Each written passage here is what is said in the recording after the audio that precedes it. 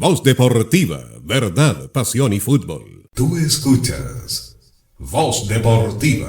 Hola, ¿qué tal? ¿Cómo están todos ustedes? Bienvenidos acá a Voz Deportiva, el equipo ganador, verdad, pasión y fútbol por la 92.5 Radio Bonita FM y también por nuestra señal online bonitafm.cl. El día de hoy, ya lunes 23 de octubre, comenzando la penúltima semana del mes en un ambiente donde los panamericanos acaparan la atención del momento, pero no por ello vamos a dejar de lado a nuestro querido Higgins, que tuvo acción el fin de semana, pero lamentablemente comenzar con esta lamentable información muy delicada por lo demás. Estamos hablando de a una temprana edad, un ex volante celeste partió al cielo.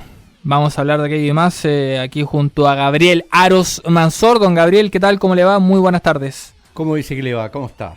Muy bien, gracias. Gabriel, ¿cómo ha ido este día? Sí, bueno, aquí estamos, estoy iniciando una nueva semana de actividades, cuando precisamente todo hoy está concentrado en lo que son los Juegos Panamericanos, la actividad deportiva de O'Higgins, que sujeta, ¿verdad?, a algunas informaciones que nos llegan, que nos proporcionan desde el Departamento de Comunicaciones, como fue, por ejemplo, el triunfo que consiguió el sábado pasado frente al Audax Italiano por 3-2 en 3 tiempos de 30, que simulan, ¿no es cierto?, 90 minutos de juego. Entonces, ahí gana O'Higgins de Rancagua, pero sin lugar a dudas la noticia que nos conmovió en el día de ayer, ¿no es cierto?, fue la partida de Víctor Hugo Arredondo. No es Víctor Hugo. No es Víctor Hugo. No, no es Víctor. No, creo que es Víctor Alejandro Arredondo. Vea el comunicado de O'Higgins, por favor. Vamos a ver acá entonces, porque justamente a los 45 años, el ex volante Víctor Arredondo, jugador que cumplió una destacada actuación, especialmente en el ascenso de 1998, de la mano de René Serrano. En esa temporada jugó 17 partidos y fue uno de los canteranos que logró esa proeza. Ya en primera división, en 1999, el oriundo de Codegua jugó 8 partidos, siendo siempre un jugador confiable para René, mientras que en la temporada 2000 cumplió su mejor presentación con un total de 18 juegos, bajo la conducción de Eduardo Salas y Guillermo Páez. En 2001, en el equipo que cayó nuevamente al descenso, Arredondo vio acción en 17 partidos con la Celeste, y el 2002 fue su último año en el plantel rancagüino. Eso es la información entonces para aquellos que también quizás desconocían la historia del jugador por el club. Estamos hablando ya quizás de las nuevas generaciones, pero aún así es un jugador que dejó huella acá en el Capo de Provincia y que en estos momentos lo estamos ya recordando con esta lamentable información, este lamentable deceso, una dura pérdida entonces para justamente lo que es el mundo O'Higgins. Cuando ya se va incorporando a nuestro queridísimo panel de información, panel de conversación, don Patricio Samuel Arrau. Patricio, ¿qué tal? ¿Cómo le va? Muy buenas tardes, lo veo algo acalorado, pero coméntenos cómo ha ido todo. ¿Qué tal? ¿Cómo estás, Nico? Gusto saludarte. Gabriel, también un beso para ti, Gabriel. Hans, otro besito para ti también. Y para toda la gente de audiencia, obviamente, de Voz Deportiva. Perfecto. Pato, justamente lo que venía conversando respecto de este lamentable pérdida, ¿no?, del ex jugador de O'Higgins. Estamos hablando de... aquí está, lo corroboro, Gabriel. Víctor Alejandro Arredondo Ramírez. Claro, así es, el Víctor tarugo. Alejandro, claro. Claro, que como le decían tarugo, muchos asociaban que el tarugo venía de Hugo, ¿me entiendes? Entonces, pero no. Y la verdad tarugo es que, pero chiquitito, digamos. es tarugo, claro, porque ella es Bajito. redondito, así era redondito. Era bajito, era... Sí, la verdad que es lamentable, Gabriel, en esos años tengo muchos recuerdos del tarugo Arredondo en realidad, porque yo tuve la oportunidad en esos años, previo al 98 y posterior también a reportear también en las cadetes. Me tocó viajar inclusive en los buses de cadetes varias veces. Entonces, Tarugo venía de cadete, que lo ubicaba, obviamente, a él, a Carrasco, bueno, todo el lote, Galvez. El grupo. Había un grupo gigante ahí Y joven, ¿ah? La verdad que era sorpresiva porque joven, no tengo información, Gabriel, no sé si tú la 45. tienes. Sí, me refiero a si venía con una previa enfermedad o algo. No, él estaba bien, de acuerdo a los antecedentes, trabajaba para la empresa AgroSuper, y él en el momento, ¿no es cierto?, de darse una ducha, un baño, le viene, ¿no es cierto?, esta descompensación que terminó, ¿no es cierto?, con, al parecer, un ataque al miocardio. Y eso fue, y la verdad es que, y esto voy a comentar algo ya desde el punto de vista personal, porque ayer en la mañana cuando me llega la información, en realidad a uno le cuesta creer. Claro. Y a veces uno, ¿verdad?, no quiere entregar inmediatamente la información hasta hacer un chequeo, hacer un seguimiento. ¿Por qué digo esto? Porque acá en Rancagua, por ahí en el sector Estación, hay un club, si no mal recuerdo, son los Desordenados, no sé, un club por ahí. Y ahí también hay un Víctor Arredondo. Incluso fue jugador y directivo Víctor Arredondo. Entonces uno por ahí a veces puede asociar que podía tratarse de él, porque en realidad este Víctor de acá del sector del barrio Estación ya obviamente tiene más edad, y a veces a los que tenemos un poco más de tiempo transcurrido en la vida, a veces nos pueden presentar algunas vicisitudes, ¿verdad? La ciencia y la naturaleza. Bueno, entonces hasta que llegamos, ¿verdad?, a la información de que quien era Víctor Alejandro, más conocido como el Tarugo Arredondo. De Codegua. De Codegua, sí. Y bueno, sus restos están siendo velados ahí en la avenida O'Higgins de Codegua. Ya, en la parroquia. La parroquia está ahí, justo ahí. Sí, por ahí, exactamente. Está ahí. Y claro, y nos encargamos de, obviamente, de por ahí transmitir, ser una caja de resonancia de lo que significó, ¿verdad?, la partida de Víctor Hugo Arredondo. Y uno de los recuerdos que tiene, y usted va a compartir conmigo, Patricio, porque sabes, lo vi muy cercano yo a Peluso, a usted. Incluso usted le iba a transmitir partidos a Peluso, ¿no es cierto?, siendo acá Rancagua, y le iba a transmitir partidos a Viña del Mar. Entonces, eso a mí me llamó siempre la atención de parte suya. Yo le llevé jugadores, ¿Sí? A Viña del Mar. Oiga, y claro, ¿qué pasó? Bueno, la historia de Gerardo Peluso, por ejemplo, él llega a Iquique, para ascender con Iquique a primera, le va mal.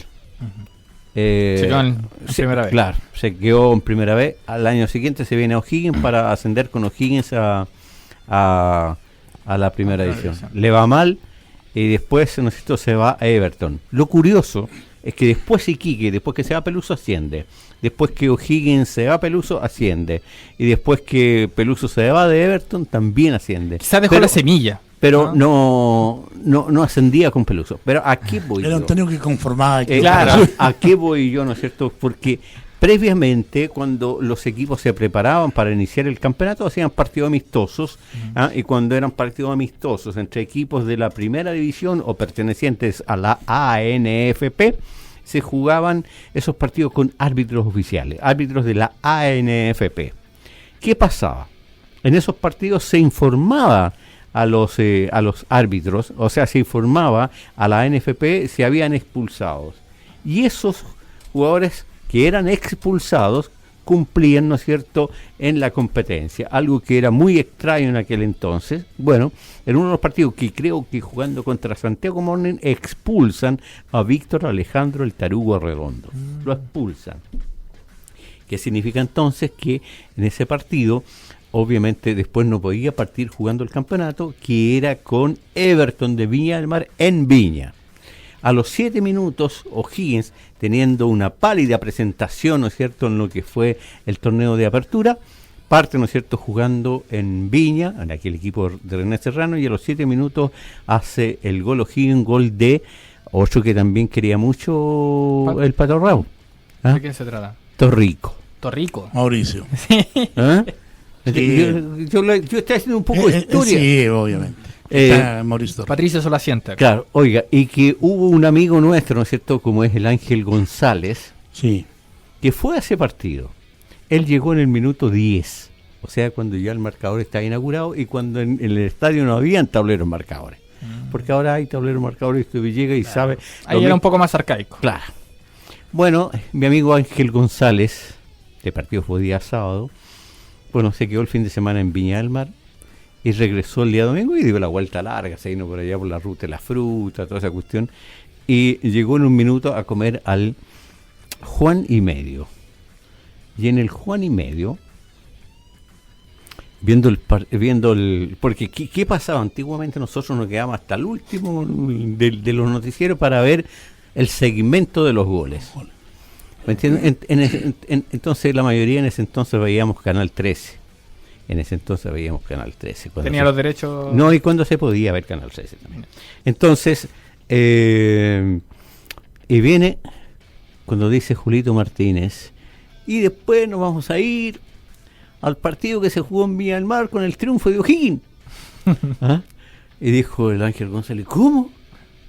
Ya está viejo, Julito está dando la hora, está igual que el Pato, en fin, viene, claro, y no se podía convencer de lo que había dicho Julito hasta cuando vio el gol de Torrico, gol que obviamente él no lo vio en Viña y siempre creyó que el partido había terminado 0-0, lo que él obviamente estaba muy contento porque consideraba que sacar un 1-0, partir empatando en Viña con un 0-0 era bueno, pero no, ese partido lo había ganado, y en ese partido no pudo jugar el Tarugo Arredondo porque los árbitros que estuvieron en un partido, no recuerdo si fue Santiago Moni, pero eran partidos previos a la competencia, Víctor Arredondo, el Tarugo, fue expulsado y obviamente no pudo partir jugando ese torneo, ese campeonato. Las estadísticas están, por si alguien cree que yo me estoy carrileando, estoy especulando, no le digo porque hay algunos que les gusta especular. Sí, ojo, hay varios que les gusta especular, les gusta, ¿no es cierto? Están escuchando ahora. Tergiversar la historia, ¿no es cierto? Están dentro de este panel, creo. El Tarugo Arredondo, que ya no está con nosotros, para recordarnos, seguramente los amigos de él se van a recordar, tenía carácter, era chiquitito pero con carácter. Sí. A él se le paraba a cualquiera. No, era un garín. Era bravo. Era un volante de contención, interesante. Lo que le faltaba era aporte. Pero lo compensaba con la actitud. Era chorongo. Yo me recuerdo también, era uno de los primeros que salía, ¿se acuerda, Gabriel, los paros que había en O'Higgins? Sí. Porque, digámoslo, este grupo de jugadores, en el 2000, jugaban y no les pagaban cada 5 meses, un mes. Cada 6 meses, un mes. ¿Cuándo les pagaban? Todo este grupo de jugadores. Y bueno, ya jugando en primera división, hubo paros ahí. Hubo muchos paros, me acuerdo, en O'Higgins. Y el Tarugo era uno de los primeros que salía a pelear. Sí. a enfrentar a los dirigentes. A mí me da risa porque era muy chorongo. Era muy simpático, era muy bueno para las tallas, para el deseo, la alegría. Para los que a lo mejor hoy algunos auditores, algunos jóvenes, ¿no es cierto?, que se enfilan por los 25 años, obviamente esto para ellos debe ser nuevo, ¿no es cierto?, porque a lo mejor desconocen esta parte de la historia. Pero es muy cierto lo que decía Patricio Raúl. De repente los jugadores llegan a acumular, y esto quiero que me lo entiendan bien, llegan a acumular 5 o 6 meses impagos. Pero ojo, a veces uno dice, no, ¿cómo va a estar alguien, cómo va a poder sobrevivir alguien con 5 meses impagos? Lo que pasa es que en aquellos tiempos, por ejemplo, ya tenían que cobrar enero, oiga, ¿sabe? Tenemos un 30% nomás. Listo, quedamos 70% ya atrás. Después llegaba el mes de febrero, oiga, esta vez le vamos a abonar un 40%, por lo tanto... y siempre iba quedando una colita, ¿no es cierto? Entonces de repente, claro, llegaban en 3 o 4 meses, le pagaban 2, pero ya habían otros 2 más, ¿no es cierto?, que estaban impagos. ¿Me entiendes? Claro. No sé si me entiende esta información, porque así era, ¿me entiendes? O sea, siempre le iban abonando y claro, y ya le decía, ya con esto completamos el mes de febrero y estas 10 lucas van a quedar para el mes de marzo. Y ya estamos viviendo, por decirle, el mes de mayo o junio. ¿Este era algo común en el fútbol chileno en esos tiempos? Porque hoy día quizá uno lo puede ver en el fútbol argentino, por ejemplo, donde hay jugadores que todavía arrastran sueldos e impagos, pero en el caso del fútbol chileno en esos tiempos, ¿era algo común de ver? Oiga, es más, para que lo vaya entendiendo, ¿verdad? La audiencia, yo creo que habría sido mucho más práctico, por ejemplo, para Carlos Soto, la directiva, ¿no es cierto?, de aquel entonces del CIFUP, que era el sindicato de futbolistas, haber instalado una oficina acá en Rancagua, porque a lo mejor habría sido más práctico, más económico, habrían, ¿no es cierto?, gastado menos en temas de viáticos, traslados. O'Higgins vivía constantemente con el sindicato acá en Rancagua, y en ese entonces ya no estaba, por ejemplo, el campo deportivo Patricio Mequis, sino que se estaba ahí, ¿no es cierto?, en el actual complejo deportivo Patricio Mequis, acá en Baquedano, donde ahí la municipalidad de Rancagua, ¿no es cierto?, con el alcalde de aquel entonces, le pasaba una cancha, esa que es donde está la pista atlética, le pasaba esa cancha, y claro, cuando entrenaba O'Higgins se ocupaba completa, pero cuando entrenaban las divisiones cadetes se dividía en 4, y ahí entrenaban, ¿no es cierto?, cada una de las divisiones que habían en ese entonces para poder trabajar.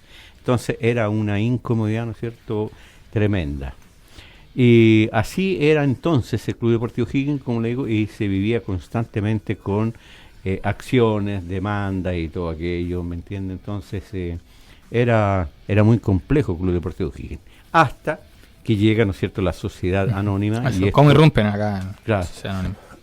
Pero tampoco es que, digamos, la sociedad anónima dijo, ya les vamos a pagar a todos, y claro, ellos llegaron y negociaron también con un lote de gente como estos jugadores, divisiones menores también, técnicos que estaban 8, 10, 12 meses sin pago, renegociaron una deuda que ya estaba renegociada por años. O sea, le dijeron, aquí tenemos 3 dulces, ¿está de acuerdo? La sociedad anónima, la deuda eran 600 millones. Y obviamente todos los trabajadores de O'Higgins del entonces, entre no tener nada y tener algo, mejor tener algo. El club se estaba vendiendo o entregando, digamos, sin nada prácticamente, solamente la deuda, a una sociedad anónima. Y bueno, la mayoría de los jugadores, todos en realidad los trabajadores aceptaron las condiciones. Lo que no sabían es que las condiciones no eran en efectivo, sino que eran 3 cheques. Y así se pagaron las deudas. O sea, al final, esa deuda de 600 millones de pesos quedó en 300 millones de pesos, y esos 300 millones de pesos quedaron en 200 millones, y al final se pagaron en cómodas cuotas, con cheques. O sea, negocio redondo para la sociedad anónima. Y se hizo dueña de la sede del Club Deportivo O'Higgins, se hizo dueño de la Gamboína, que ahí habían 200 millones de pesos. O sea, la verdad, esta sociedad anónima hizo tremendo negocio con el Club Deportivo O'Higgins. Tremendo negocio. Sí, es muy cierto eso, por ejemplo. Y para ello la sociedad anónima utilizó al sindicato de futbolistas profesionales, que estaba muy al tanto, por ejemplo, de todo lo que se le debía, todo aquello. Y le dice, mire, sabe, al plantel de jugadores, porque se hizo un catastro, ¿verdad?, de las deudas que tenía en materia de profesionales de la institución, y no solamente profesionales, sino que también el personal administrativo que estaba en la institución. ¿Y qué se hizo entonces? Utilizó al sindicato, y el sindicato le dijo, mire, llamó a sus afiliados, le dijo, ¿sabe? O'Higgins me está proponiendo esta condición de pago. O sea, ¿a ti cuánto te den? 40 millones. O sea, ¿te conformás con 20? Perfecto, listo. Firmado, listo. El único que no quiso aceptar las condiciones, y que después se quedó sin nada, porque sin pan ni pedazo, fue Jorge Manuel Díaz Tevez, el Pestaña Díaz. Bueno, hay información entonces para... No agarró nada. Claro, lo que pasó es que habló el sindicato, no, le dijo, yo en esas condiciones no acepto. ¿Por qué? Porque ese año, o sea, él, por ejemplo, tuvo un año que el propio Jorge Díaz, parte de sus ahorros, lo destinaba a la institución para pagarle al plantel, por ejemplo, del año 2001, que fue el año que él se cortó el tendón de Aquiles en un encuentro que se iba a jugar con Colo Colo aquí en Rancagua, y ahí, ¿no es cierto?, en el calentamiento se cortó el tendón de Aquiles. Y ese año Jorge Manuel Díaz muchas veces se metió la mano al bolsillo para abonarle, pagarle, ¿no es cierto?, a gente del Club Deportivo O'Higgins. Entonces él, obviamente, las condiciones que le puso en ese minuto para pagarle, que fue en el año 2005, 2006 por ahí, obviamente no las aceptó. Entonces, y esto lo supe yo por Caroca. ¿Cómo se llama el abogado? ¿Jaime Caroca? Carlos Caroca. Cristian Caroca. Cristian, hijo de Carlos Caroca. Sí. Yo por él me entero, me dice, oye, ¿sabes qué? El Pestaña Díaz me dijo se va a quedar sin plata. Claro, y el Pestaña se entera de esto y ya O'Higgins había cerrado los acuerdos y todas las cuestiones, total que nunca le pagaron, como le digo, fue el único que se quedó sin pan ni pedazo, ¿no es cierto?, en ese año. Y varios jugadores extranjeros que se habían ido, volvieron en el 2007, por ahí, 2008, a cobrar esas deudas, porque tenían que ir a firmar los finiquitos y todo. Yo me recuerdo haber visto después de vuelta a Ferraro, al Colorado de Homan. Henry Homan. No. Sí. Ahí entonces... buena historia, buena historia. Aquí ya me está refrescado. Pero yo estoy al tanto, ya me actualizaron. Así que vamos a ir con esto y más a la vuelta de esta pausa. Voz Deportiva, verdad, pasión y fútbol. Tú escuchas Voz Deportiva. 19:35, estamos de vuelta acá con más Voz Deportiva. Ya en terreno de O'Higgins, sobre todo, que tuvo acción el fin de semana, el sábado 21 de octubre, donde se enfrentó en un encuentro, en un entrenamiento amistoso, frente a la escuadra itálica, Audax Italiano, donde venció O'Higgins 3-2, ahí en el complejo de Requinoa, en el Monasterio Celeste, de quienes fueron los goles Blando, Maturana y Belmar. Recordemos que estos amistosos, como bien lo había anticipado Gabriel al principio del programa, fueron de 3 tiempos de 30 minutos en los que el cuadro celeste venció por 3-2. ¿Qué es lo que se le viene? Sábado 28 de octubre, frente a Curicó Unido en la región del Maule. Y bueno, todavía falta conocer también lo que es la fecha del tercer amistoso, donde enfrentará también visitando a Universidad Católica. Estos son los amistosos, entonces, Gabriel, ahí lo que nos comentaba en un inicio, con estos goles de Blando, Belmar y también del jugador Maturana, jugadores que van quizás asomándose, ¿no? Quizás no de manera oficial, pero sí algunos recuperando terreno y mostrándose frente a rivales de la misma categoría en encuentros amistosos en esta intertemporada.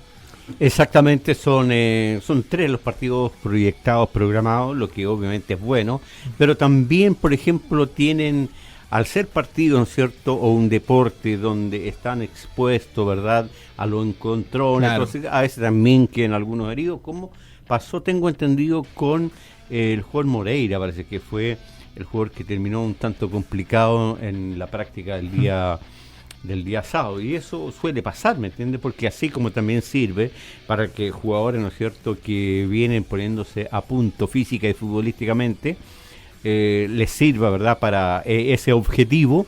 Entonces también ocurre lo otro, como pueden resultar jugadores complicados. Digamos que dentro del parte policial, es decir yo, el parte médico, figura Juan Fuentes solamente, porque ya los otros han mostrado signos de recuperación, y ahora estaríamos sumando este caso Moreira, pero esperemos que sea algo superficial y no sea algo, ¿no es cierto?, que lo deje al margen, ¿no es cierto?, para la recta final, que lo deje al margen, ¿no es cierto?, de lo que hacer esos 4 partidos decisivos, donde en esos, a lo mejor, acá en Rancagua vamos a ver el campeón, o quizás va a servir para ponerle un poco de suspenso, ¿no es cierto?, a la final del campeonato. Claro, porque Cobresal viene acá a Rancagua en me parece en la antepenúltima fecha del campeonato, en la jornada 28, visitando a O'Higgins de Rancagua. Vamos a ver cómo está ahí la cosa, pero para no ir adelantándonos en demasía, recordar que el fútbol por O'Higgins retorna el 8 de noviembre frente a Unión Española en el Estadio Santa Laura, Patito.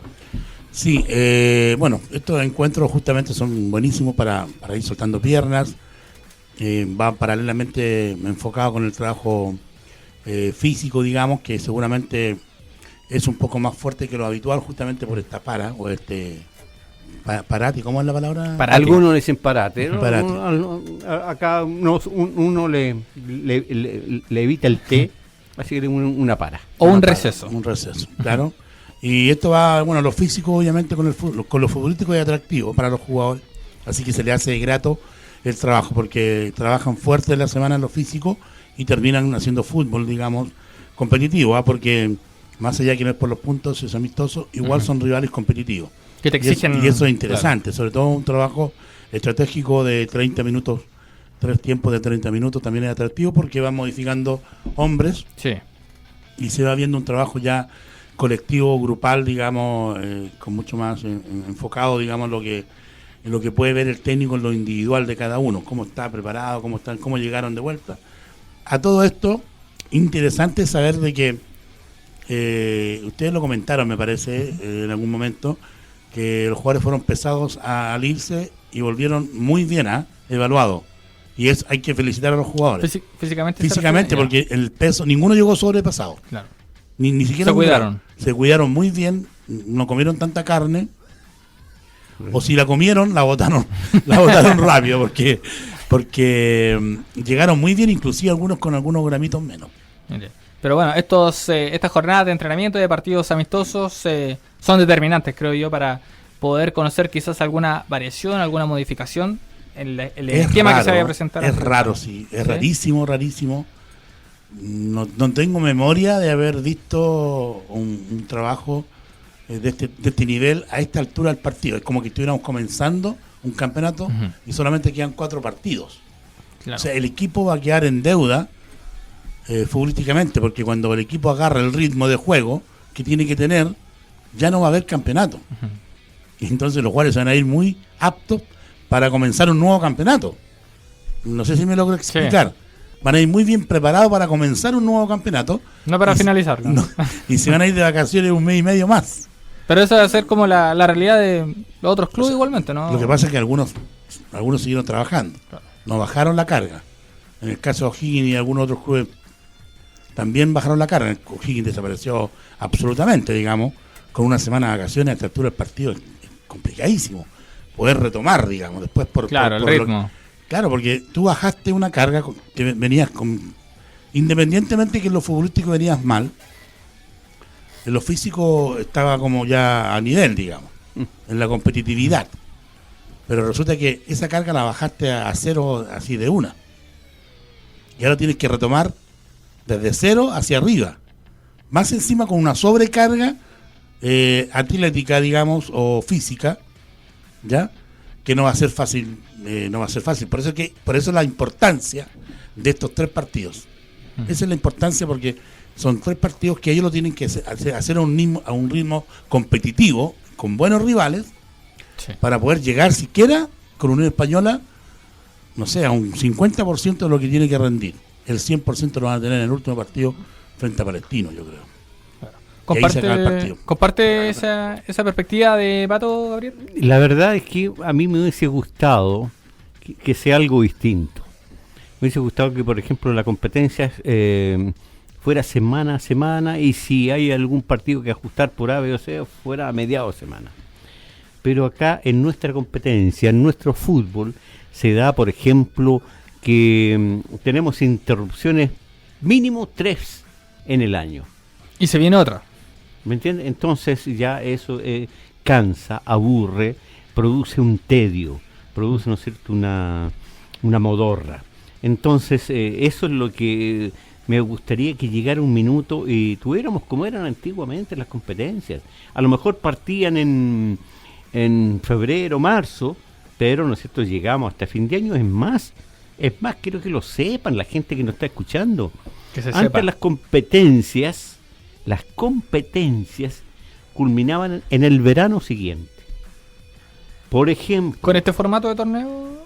Claro, con los formatos, ¿no es cierto? Que, por ejemplo, le digo, O'Higgins logró el ascenso 1987 en el verano de 1988. En ese partido, ¿no es cierto?, se enfrentaron en Talca, porque ahí creo que O'Higgins hizo un muñequeo realmente espectacular.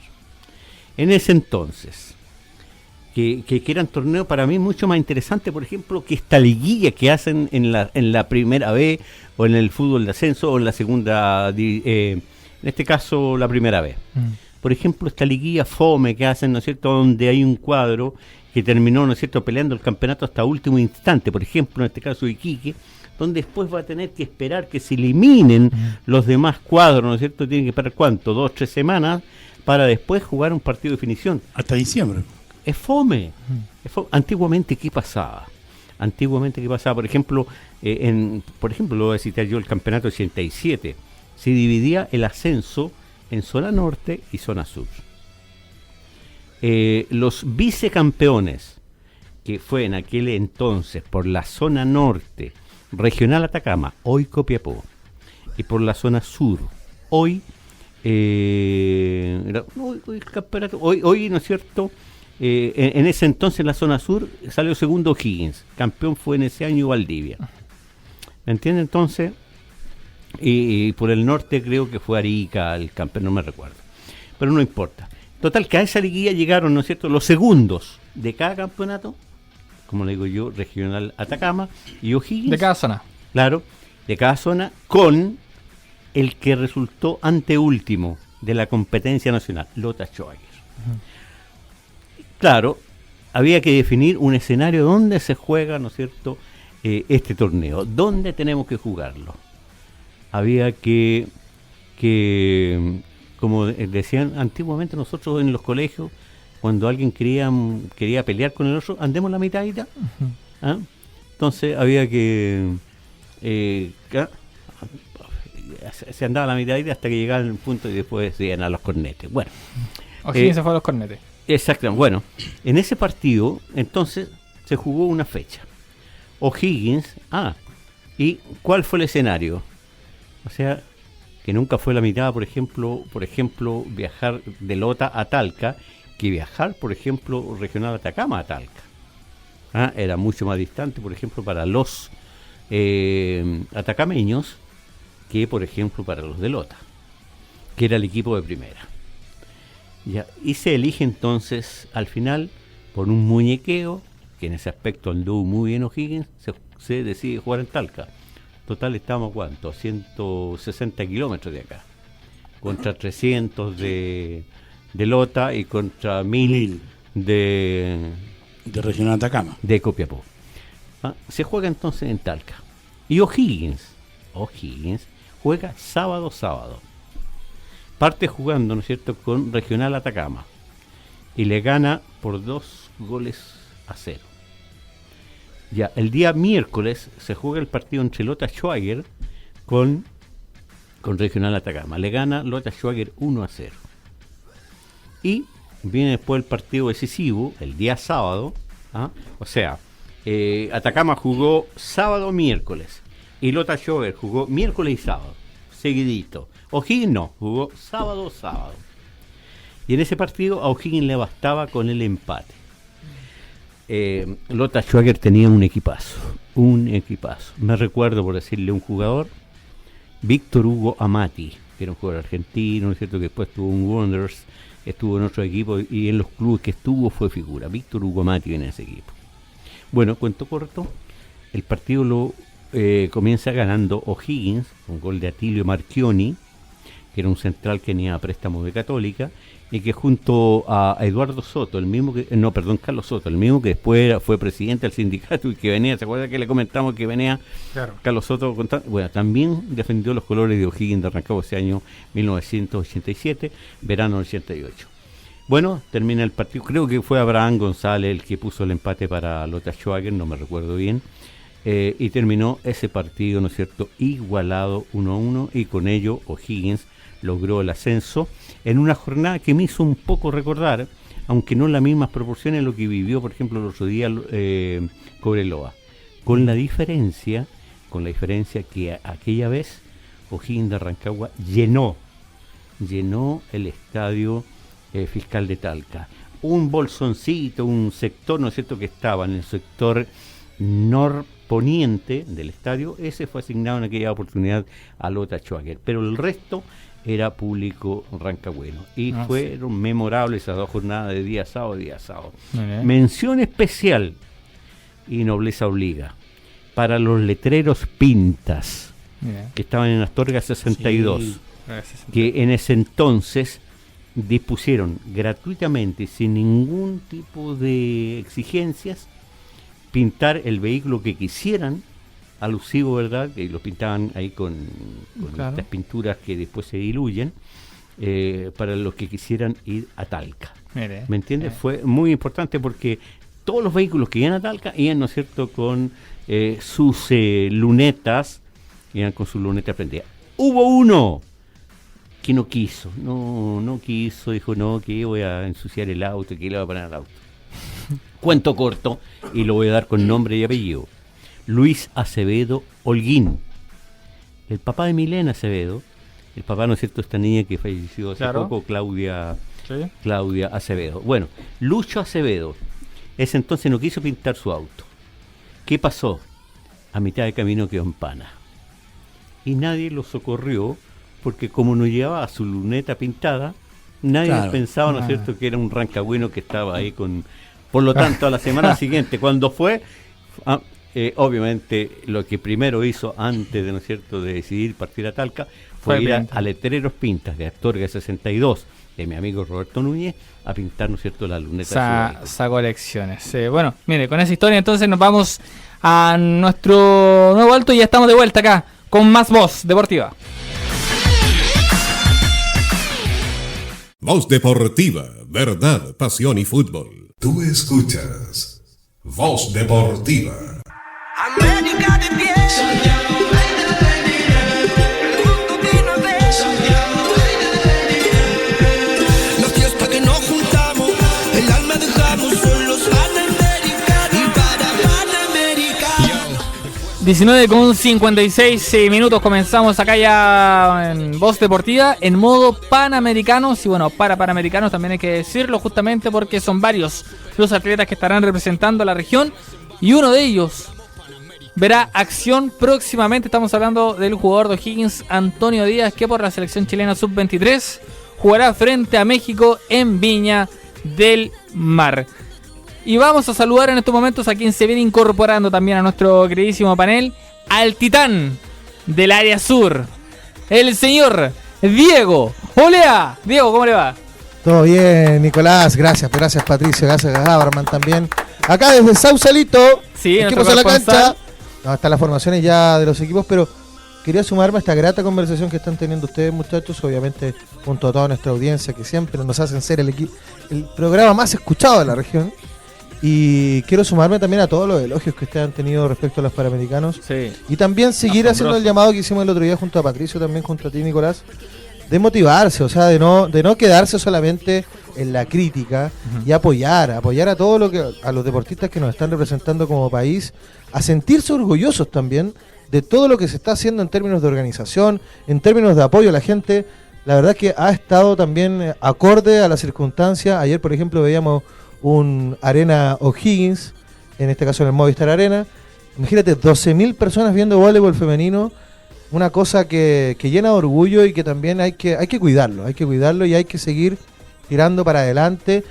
Y pongo el comentario, he escuchado mucho de que Chile debería tener más medallas, de que que no son tantas medallas. Bueno, para conseguir medallas, primero que todo, tenemos que estar presentes también en las actividades que hacen estos deportistas, porque hay que decirlo, aparte del fútbol, son todas disciplinas autogestionadas. Entonces acá, claro, uno ve ahora cuando compiten, pero uno no tuvo idea de todo el sacrificio que han tenido todos estos deportistas, y que con ese sudor y con ese esfuerzo, aún así, representan al país de la mejor manera. Por lo tanto, yo creo que es para ponerse de pie, y independiente de las medallas, yo estoy muy orgulloso por lo que se está logrando como país, de, primero que todo, visualizar el deporte, y segundo, lo que está logrando también Chile con sus deportistas, que a pesar de no tener todo el apoyo que deberían tener, lo están haciendo a cabalidad. Lo primero es que decir de que nosotros no estamos en la era competitiva porque no somos competitivos. Esa es la verdad. Hay que ser transparente con eso. No somos un país que estamos siempre compitiendo porque no tenemos las condiciones y tampoco se las dan las condiciones a los deportistas. Los deportistas se buscan, se autofinancian o salen al extranjero a buscar financiamiento.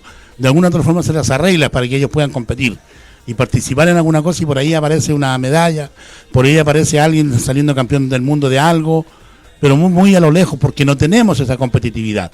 Pero lo que sí tenemos hoy día es una infraestructura extraordinaria, espectacular. Entonces, desde ahora vamos a partir de cero con las nuevas generaciones.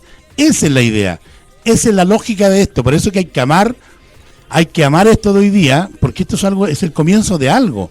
En los próximos 10 años debiéramos tener un medallista ya, un competidor en este país, ya sea chileno, pero también puede ser raza mezclada, digamos, claro, porque en más disciplinas, porque ya vamos a tener. Hay competidores actualmente que son potentes de Chile, que una ya logró Correcto. medalla de oro, como Francisca Crobeto, tiro de skate, lo cual fue emotivo, completamente emotivo. Y bueno, hay deportes en Chile o disciplinas de las cuales muy potentes, sobre todo en los que son acuáticos, esquí, náutico, también está en vela, en remo. Que son casi independientes, pero ahora en lo global vamos a hacer, y para eso está esto maravilloso, realmente espectacular. Un aplauso para toda la organización, un aplauso para el gobierno que se puso las pilas con esto, porque realmente esto terminó como tiene que ser. Un aplauso para McNichol, que también encabezó todo esto. Bueno, ya nos topamos en la hora. Oiga, pero 20 horas justamente, Gabriel. Sí, lo que quería decir yo, pero nos faltan los mezquinos, aquellos que actúan con una mezquindad realmente Los malintencionados. exacerbante. Así ¿Entiende? Malintencionados, porque andan buscando la cuña, andan buscando el error. Imagínense que porque alguien dijo 19º o 10º, no sé cuánto, pero de eso andan preocupados, cuando hoy Chile es noticia mundial. Hoy en todas las partes del continente se están difundiendo estos Juegos Panamericanos, están hablando de una organización perfecta, una organización, ¿no es cierto?, muy llamativa. Hablan maravillas, por ejemplo, de los medios de transporte que tenemos en nuestro país, y en los cuales, ¿no es cierto?, se desplazan los deportistas desde la vía olímpica, ¿verdad?, hasta los lugares de competición, y de eso tenemos que sentirnos orgullosos, ¿verdad?, porque aquellos que dicen de que Chile se está cayendo a pedazos, aquí le estamos demostrando al mundo entero que eso es una falacia y que es una mentira. Así es, 20 horas. Muchas gracias a todos ustedes por su sintonía y nos reencontramos nuevamente mañana a la misma hora y en el mismo dial. Chau, chau.